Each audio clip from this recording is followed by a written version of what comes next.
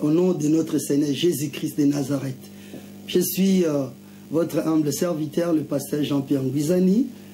Merci pour cette occasion que le Seigneur nous a accordée, que nous puissions aussi de se retrouver encore. Donc aujourd'hui, je vous apporte un message vraiment qui va vous édifier. Donc le thème de ce message est intitulé « Détrôner l'homme fort de ta vie ». Détrôner l'homme fort de ta vie. Voilà. Donc je vous invite à prendre vos Bibles dans l'évangile de Matthieu chapitre 12, verset 29.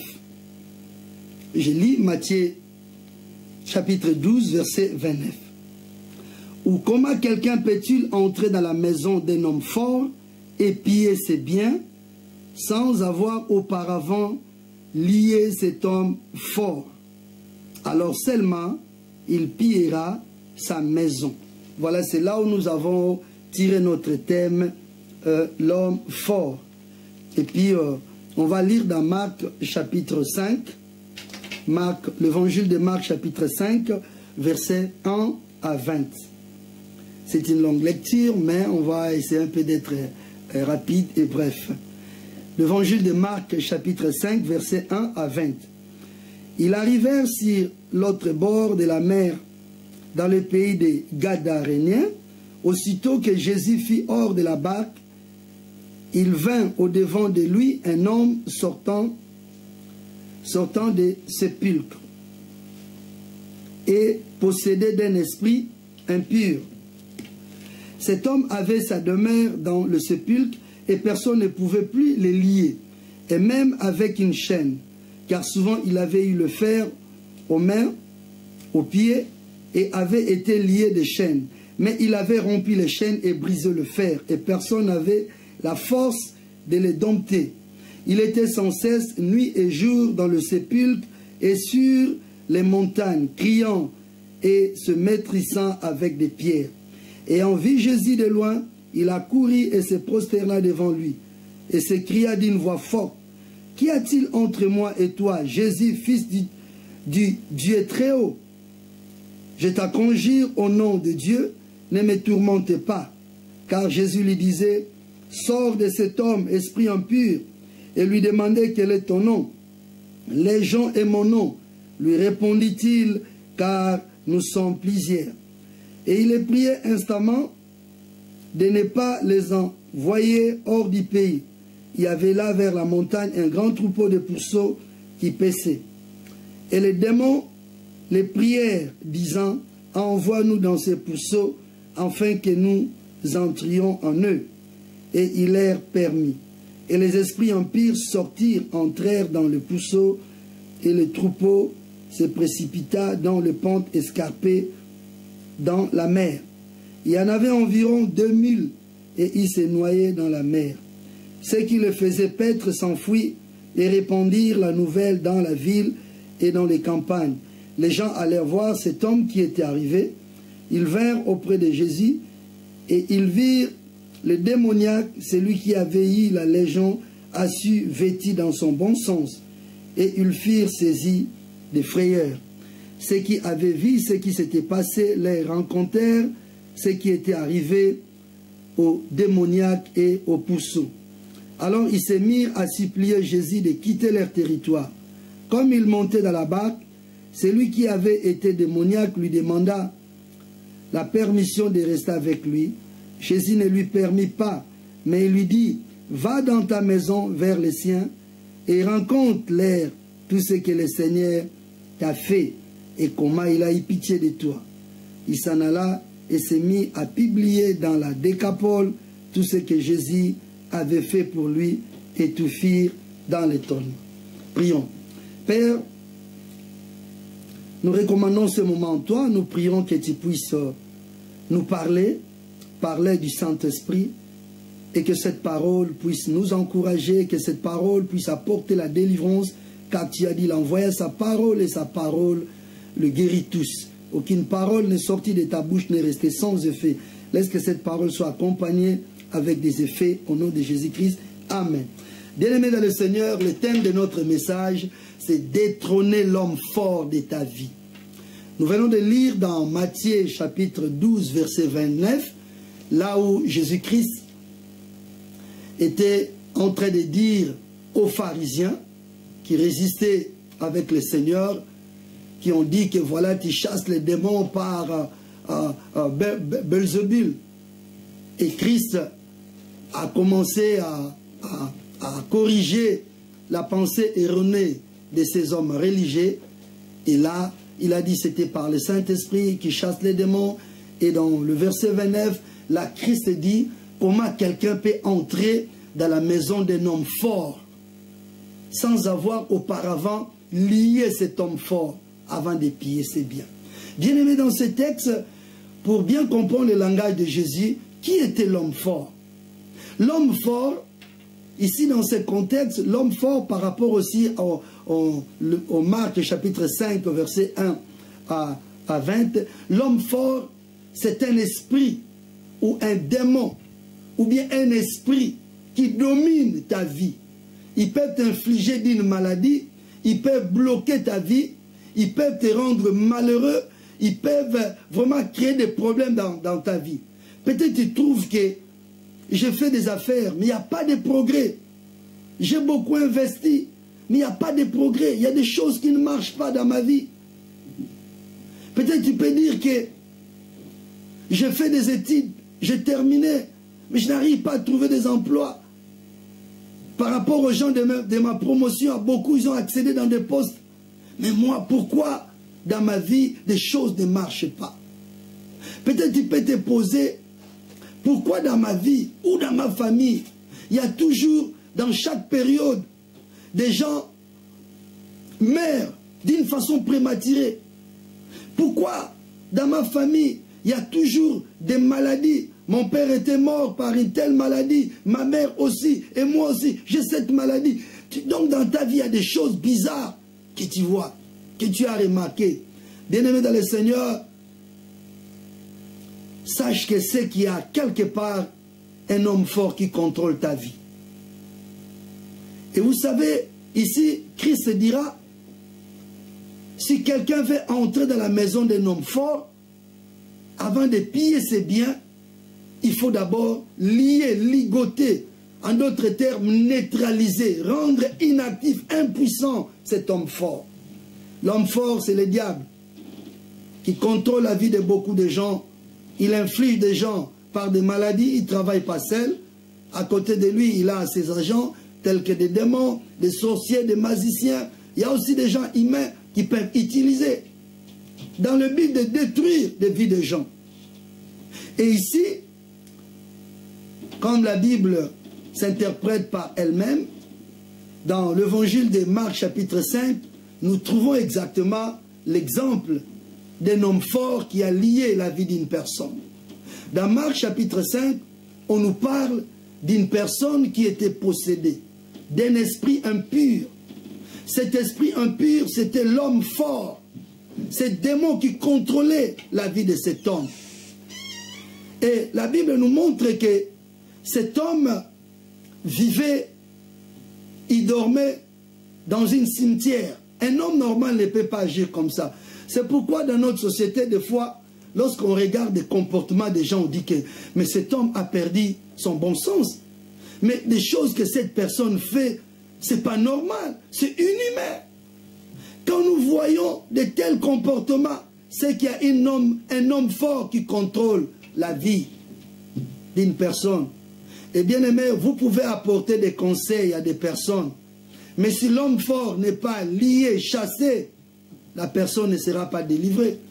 Il n'y aura pas de changement dans la vie d'une personne. Vous pouvez avoir une belle femme. Vous savez, mais cette femme est belle. Elle peut garder son corps pour le mariage, pour l'homme de sa vie. Mais pourquoi elle livre son corps à la prostitution? On lui donne des conseils, mais elle n'arrive pas à arrêter. Des fois, ce n'est pas la faute de la personne. C'est qu'il y a un homme fort dans la vie de cette femme qui le pousse à faire de telles choses. Comme on voit cet homme, on dit qu'il était devenu fou. Il était hors de lui-même. Et une personne qui s'est blessée lui-même, qui faisait du mal à son propre corps, c'est pas normal. On trouve de telles situations dans notre société. Bien-aimés, derrière tout comportement qui est bizarre, inhumain, c'est qu'il y a un esprit impur. Les esprits impurs, ce sont des esprits qui sont au service de Satan. Leur mission, c'est de détruire des vies des gens. Leur mission, c'est de faire éloigner des gens dans leur destinée, même dans la présence de Dieu, infliger des personnes par des maladies, bloquer des vies des gens et tourmenter des vies des gens. Je ne sais pas, toi qui me regardes, est-ce qu'il y a un homme fort qui contrôle ta vie? J'ai une bonne nouvelle. Si un homme fort, c'est qu'il y a quelqu'un qui est plus fort que l'homme fort. C'est Jésus de Nazareth. Dans Matthieu chapitre 12, verset 29, il dit comment quelqu'un ne peut entrer dans la maison d'un homme fort sans même lier cet homme fort. Il faisait allusion au Satan qui est l'homme fort. Celui qui peut lier l'homme fort ou le rendre impuissant ne peut être lui-même Jésus-Christ de Nazareth. Et on trouve dans l'évangile de Marc chapitre 5, on trouve l'homme fort, c'est-à-dire ce démon, cet esprit impur qui troublait la vie de cette personne. Et on voit Jésus-Christ, celui qui est plus puissant que l'homme fort. Je voudrais dire, mon frère et ma soeur, toi qui me regardes, j'ai une bonne nouvelle ce soir pour toi. Ne te décourage pas. Si un homme fort qui trouble ta vie, qui trouble ta finance, qui trouble ton mariage, qui trouble tes enfants, qui trouble peut-être votre vie, sache que Jésus-Christ de Nazareth est plus fort, est plus puissant que l'homme fort. La Bible déclare, Jésus-Christ est apparu pour détruire les œuvres du diable. Voilà un peu les œuvres du diable dans la vie de cet homme. Et quand Christ vient pour montrer qu'il est l'homme fort, il n'avait pas besoin de parler, mais on trouve que l'esprit qui agitait cet homme, ils ont commencé à se manifester. Et ces esprits qui poussaient cet homme est venu vers Jésus-Christ, bien-aimé dans le Seigneur, dans quelle attitude? Les démons qui étaient dans la vie de cette personne, regarde leur réaction. Ils ont dit, qu'y a-t-il entre toi, Jésus de Nazareth? Qu'y a-t-il entre toi, Jésus, le Fils de Dieu? Es-tu venu pour nous tourmenter? Voilà la mission du Seigneur.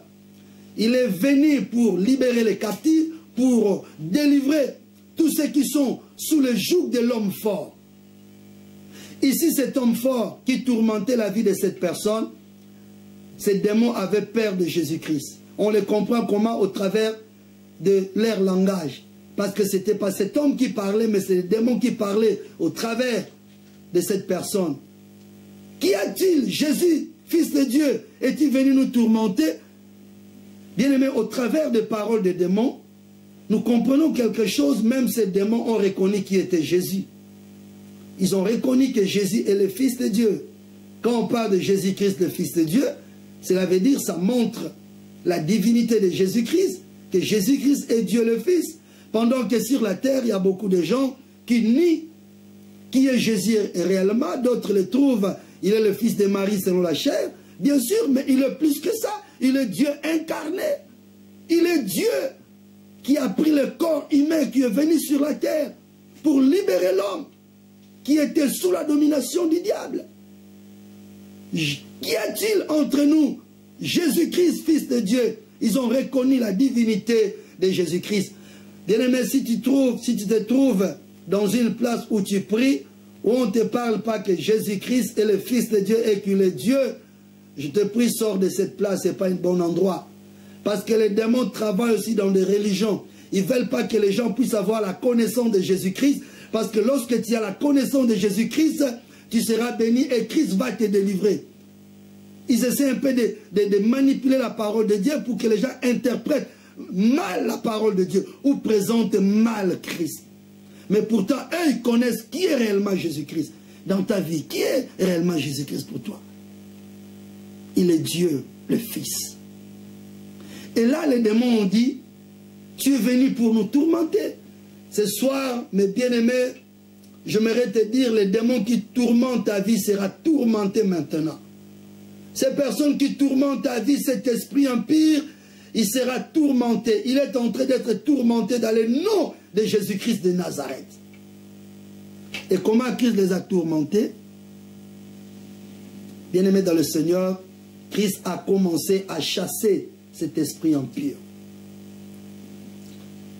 Au travers de ce texte, par rapport à notre terme détrôner l'homme fort, nous comprenons par là, cet esprit impur était un homme fort qui tourmentait la vie de cette personne qui était une victime pour lui, son victime plutôt. Et on voit Jésus-Christ qui est plus fort que l'homme fort, qui est plus puissant. Parce qu'avant d'entrer dans la maison d'un homme fort, quelqu'un qui est puissant, il faut que vous soyez plus puissant que cet homme-là. Et ici, on voit Jésus-Christ qui est plus puissant que cet homme fort, que cet esprit impur. Et qu'est-ce que Christ a fait? Il a commencé à menacer ces esprits, à les tourmenter, à les chasser. Peut-être tu pourras dire, j'ai un problème, je ne dors pas la nuit, je souffre la dépression. À tout moment, j'entends des voix, j'entends des cris, je vois des choses bizarres dans ma vie, mais qui peut me délivrer? Bien-aimé, la Bible déclare, Jésus-Christ est le même, hier, aujourd'hui et éternellement. Et il a dit, voici les miracles qui accompagneront ceux qui ont crié à mon nom, au nom de Jésus-Christ, ils chasseront le démon. Jésus-Christ, physiquement, il n'est pas avec nous sur la terre, mais il nous a laissé son autorité au travers de son nom. Et ce soir, je vais invoquer le nom de Jésus-Christ sur ta vie et tu seras délivré de cette domination de l'homme fort. Jésus-Christ qui est plus puissant que l'homme fort, il va prendre contrôle de ta vie. Et comment Jésus-Christ a chassé cet homme fort? C'était par sa parole. Il a dit, il a ordonné, esprit impur, sors de cet homme. Bien-aimé, peut-être tu as participé, tu avais des problèmes, on t'a invité par-ci par-là pour passer dans des séances de délivrance. Bien-aimé, ici, le méthode du Seigneur est chasser les démons rien que par la parole. Si tu te trouves dans un endroit où on te fait la délivrance avec des choses bizarres, on te dit que va dans la salle de bain, on va te laver, sache que tu es dans la main d'un gourou, sors de cet endroit. Si tu te trouves dans un endroit où on veut te faire la délivrance, on te dit des choses et que tu vois que cela, ces pratiques te conduira au péché, ce n'est pas le pratique de Dieu. Là, tu es en face d'un gourou. C'est quelqu'un qui veut te manipuler. C'est un agent du diable qui travaille dans le monde des ténèbres. Le vrai méthode de la délivrance, ça se fait que par la parole du Seigneur et sous l'autorité du nom de Jésus-Christ. Ici, on voit, Jésus a chassé cet esprit impur. Il a dit, esprit impur, sors. Et quand il a ordonné à cet esprit impur de sortir de la vie de cet homme, et on voit la réaction de cet esprit. Et qu'est-ce que le démon a dit? Il a dit, nous sommes plusieurs. Il était le premier démon qui a occupé la vie de cet homme. Et maintenant, après, il a appelé ses amis. Moi, j'appelle les démons, ils sont comme des mouches. Vous savez, les démons nourris que du péché là où il y a des saletés. Quand on trouve là, dans une place qui est là où il y a la saleté, qu'est-ce qui arrive? C'est la première mouche qui arrive. Et quand il arrive, et ses amis vont venir. C'est comme ça que le démon agit. Lorsque le premier démon attaque la vie de quelqu'un, il arrive à le vaincre. Et maintenant, il s'empare de la vie de cet homme. Il va appeler maintenant ses amis. Ils vont faire du corps de cette personne leur maison. La bonne nouvelle, peu importe le nombre de démons qui tourmentent ta vie, j'ai en Dieu, Jésus de Nazareth, il est plus puissant que l'homme fort. Là où toi tu es, que le nom de Jésus-Christ, au nom de Jésus-Christ, que ces esprits te lâchent et que tu trouves ta liberté. Au nom de Jésus-Christ de Nazareth. Et bien aimé, regarde les démons, ils savent qu'ils sont rien devant le Seigneur. Ils ont dit au Seigneur, oh Seigneur, s'il est possible, ne nous envoie pas hors de ce pays, permet que nous puissions entrer dans cette pourcerie ou bien là où il y a des troupeaux, dans ce troupeau. Et les démons qui ont sorti, le Seigneur les a permis. Bien aimé, une parenthèse qu'on peut faire. En d'autres termes, les démons ont prié le Seigneur. Toi, tu es un chrétien. Quand tu pries, sache que le Seigneur t'écoute.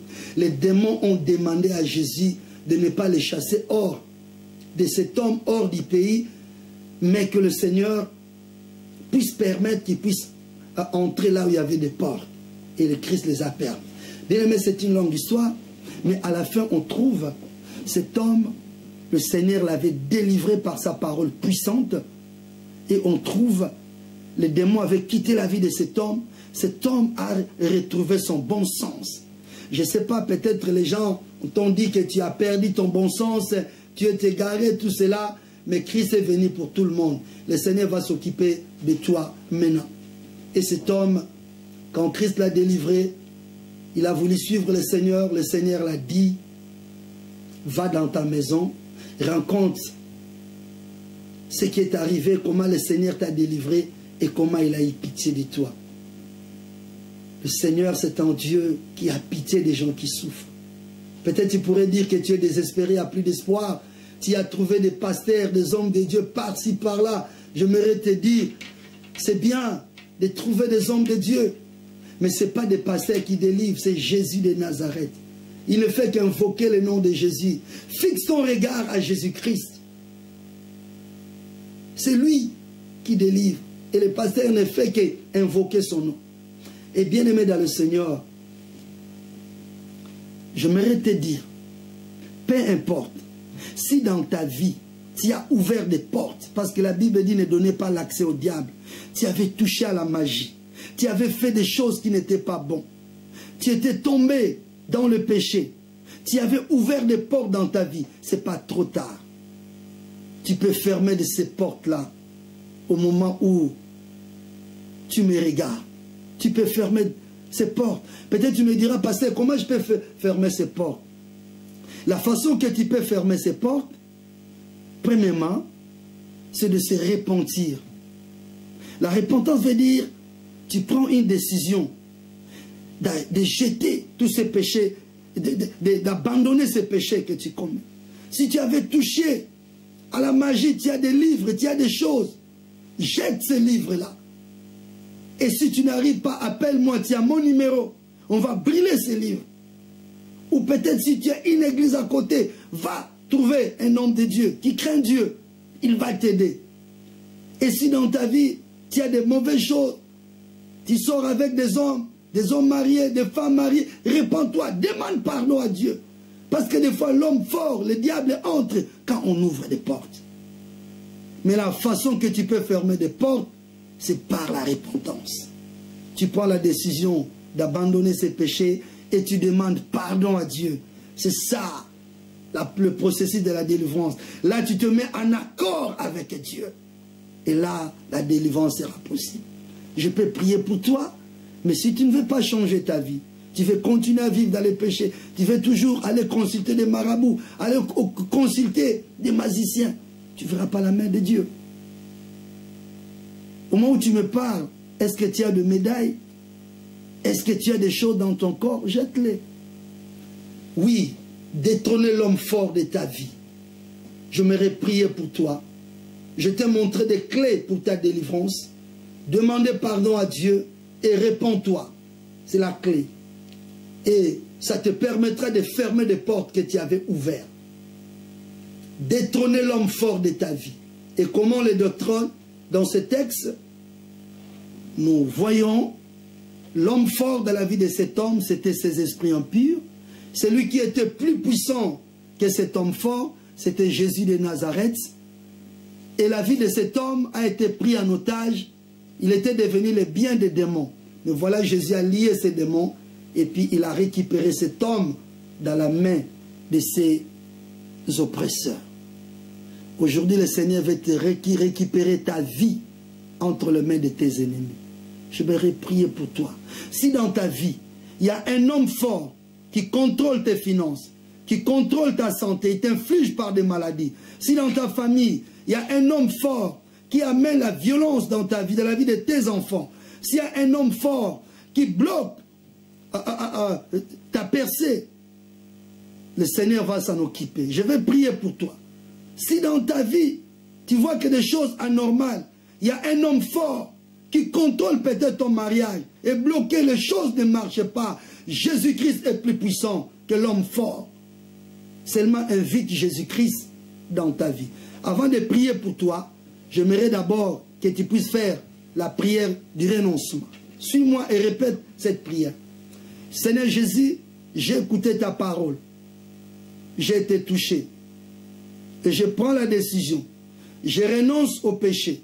Je renonce aux héritages maléfiques.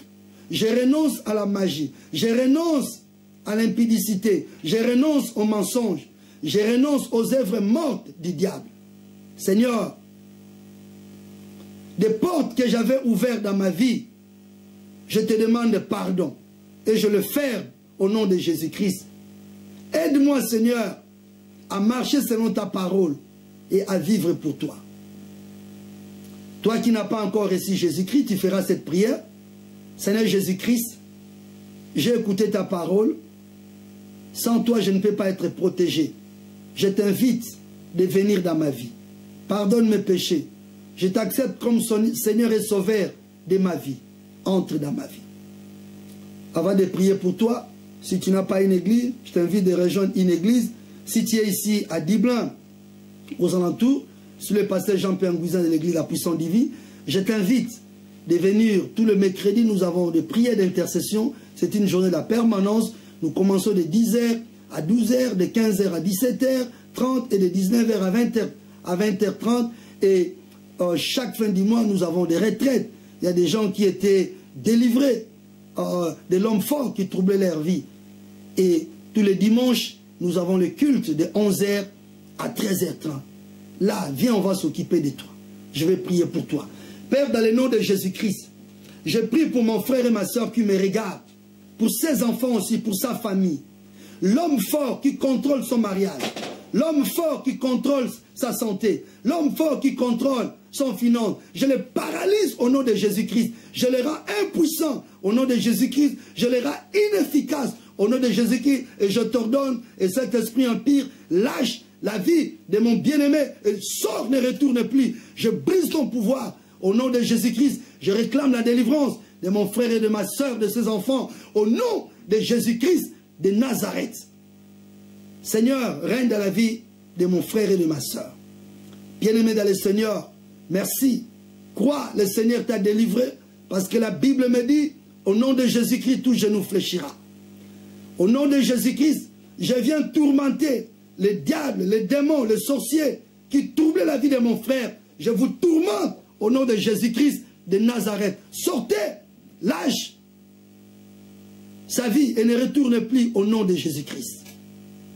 Amen. Bien-aimés, que le Seigneur vous bénisse. Je remercie le Seigneur pour ce temps que nous avons passé dans sa présence.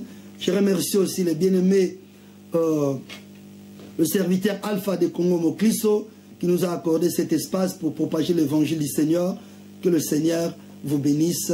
Et on va se rencontrer prochainement. Notre thème était détrôner l'homme fort de ta vie. Et je crois que tu es béni, tu es délivré. Et l'homme fort a été détrôné. Maintenant, c'est Jésus-Christ qui est au contrôle de ta vie. Marche avec le Seigneur. Ne l'abandonne pas. Marche sur le chemin de l'obéissance. Soyez bénis. Au revoir.